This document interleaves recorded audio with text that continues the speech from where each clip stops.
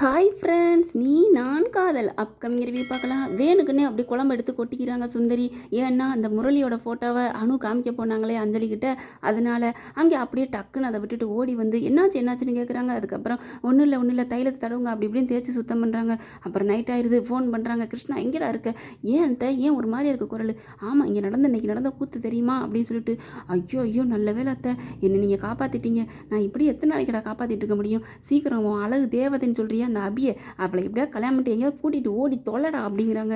என்னத்த என்னை விட நீங்கள் வேகமாக இருக்கீங்க, அப்புறம் என்ன பண்ணி தொலைக்கிறது, ரெண்டு குடும்பமும் ஒன்று சேர்ந்துற போதுக்கு போல இருக்கே இந்த கல்யாணத்தினால அப்படின்னு பரபரப்பாக பேசிக்கிட்டு இருக்கீங்களே. அப்படியே முரளிகிருஷ்ணன் என்ன பண்ணுறாரு, நீங்கள் கவலையப்படாதீங்க, சீக்கிரம் நான் கல்யாணம் முடிச்சிடுறேன், ஆனால் அந்த கல்யாணத்துக்கு அந்த குடும்பத்தையும் ரெண்டு குடும்பத்தையும் ஒன்று சேரோட பார்த்துக்கிறது நீங்கள் தான் பொறுப்பு அத்தை அப்படிங்கிறாங்க. அதெல்லாம் நான் பார்த்துக்கிறேன் அப்படிங்கிறாங்க. ரெண்டு பேருமே பயங்கர வில்லி ரேஞ்சுக்கு பண்ணிக்கிட்டு இருக்கு. வில்லி ரேஞ்ச் என்ன, வில்லர்கள் தான் ரெண்டு பேருமே. இங்கே வழக்கம் போல் எல்லோரும் வீட்டில் உட்காந்துட்டு நோயின்னு அழுதுட்டு இருக்குங்க. நம்மளை எப்படியாவது கல்யாணத்துக்கு அணுவை கூப்பிடணுமே, என்ன பண்ணுறது, நான் போய் அங்கே போய் கேட்டுட்டு வந்துடுறேன், பாட்டிக்கிட்ட சம்மதம் சொன்னால் நீங்களாம் வாங்கப்பா பத்திரிக்கை வைக்கிறதுக்குன்னு கூப்பிட சொல்கிறாங்க அபி, அதெல்லாம் வேணாம்மா, அந்த வீடு அசிங்கப்படுத்துவாங்க, நம்ம சவால் விட்டுட்டு வந்திருக்கோம், உங்களோட நாங்கள் பேச மாட்டோம், அந்த வீட்டுக்கு வரமாட்டோம்னு, இனி போய் நிற்கலாமா அப்படின்னு அபி அப்பா சொல்கிறாங்க. அதெல்லாம் முடியாதுப்பா, நான் போய் கேட்டு வந்துடுறேன், அணு இல்லாமல் இந்த கல்யாணம் இல்லை அப்படின்னு சொல்லிக்கிட்டு இருக்காங்க. சரிம்மா பார்த்துக்கலாம் அப்படிங்கல. அதுக்கப்புறம் இந்த விஷயத்தை பற்றி அக்கா கிட்ட சொல்லாதீங்க அப்படின்னு அவங்க அப்பாவையும் சொல்கிறாங்க. ஏன்னா அப்பாவுக்கு முடியலை அப்படின்னு தெரிஞ்சால் அணுவாட்டுக்கு இங்கே வந்து உட்காந்துருவா, மனசு கஷ்டப்பட்டுட்டே இருப்பா, நம்ம அப்பாவுக்கு ஆப்ரேஷனு அப்படின்னு சொல்லிக்கிட்டு. அதுக்கப்புறம் அவள் கஷ்டப்படுவாள்ல அப்படின்னா, சரிடி நீ சொல்கிறதும் சரிதானே அம்மா சொல்கிறாங்க. அதுக்கப்புறம் அத்தை பக்கிட்ட அபி திரும்பிட்டு, அத்தை உங்கள்கிட்டையும் ஒன்று சொல்கிறேன், நான் சொல்லக்கூடாது அதானே, நான் சொல்ல மாட்டேன் அப்படின்னு அத்தை சொல்கிறாங்க. கற்பூர அத்தை, நீங்கள் சொன்னோன்னு டக்குன்னு பற்றிக்கிறீங்களே, புரிஞ்சுக்கிறீங்களே, எல்லாம் தெரியும்டி அப்படின்னு சொல்லிட்டு சாப்பிட போகிறாங்க. அப்படியே அந்த அவங்க வீட்டில் அந்த இது முடிஞ்சிருது.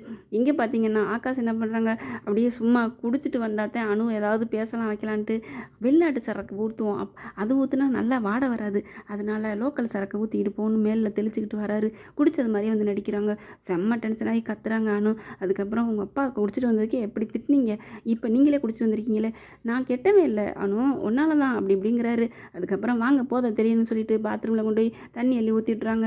அப்புறம் ரெண்டு பேரும் கை படப்போகுது, டக்குன்னு பலார்னு அற கொடுத்துட்றாங்க.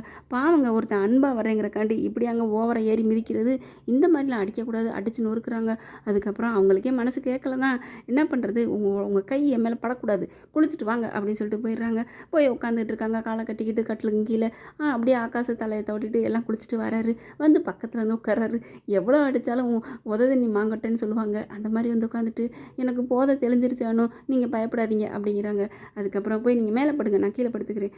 அதெல்லாம் முடியாதானோ, நீங்கள் தான் மேலே படுக்கணும், அதெல்லாம் வேணாம், அப்போனா நான் பாட்டு பாடிட்டே இருப்பேன், நீங்கள் தொந்தரவாக நினைப்பீங்க, அப்புறம் உங்களை தூக்கி கொண்டு போய் மறுபடியும் மேலே போடணும் அப்படின்னு சொன்னோன்னே, உங்களெல்லாம் பட்டாலும் திருந்த மாட்டீங்க சே அப்படின்னு சொல்லி தலையில் அடிச்சுட்டு மேலே போய் படுக்கிறாங்க.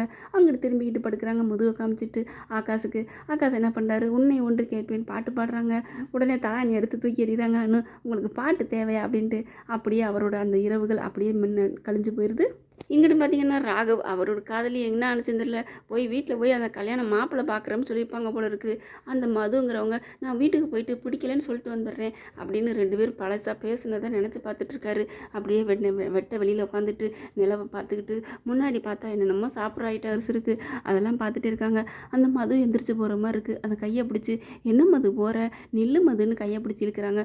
அவங்க திரும்பி பார்க்குறாங்க. அது பார்த்தா அபிமுகம் தெரியுது. இவர் அப்படியே அதிர்ச்சி அடைகிறாரு. என்னது அபிமுகம் தெரியுது அப்படிங்கிற மாதிரி நமக்குமே ஒரே அதிர்ச்சியாக தான் இருந்துச்சு. என்ன அபி வராளே அப்படின்ட்டு. அடுத்து பார்த்தீங்கன்னா என்ன இதுலேருந்து என்ன தெரியுது, மதுவை நினச்சிக்கிட்டு கடைசியில் அபியை மனசுக்குள்ளே புகுத்து வச்சுட்டாரு.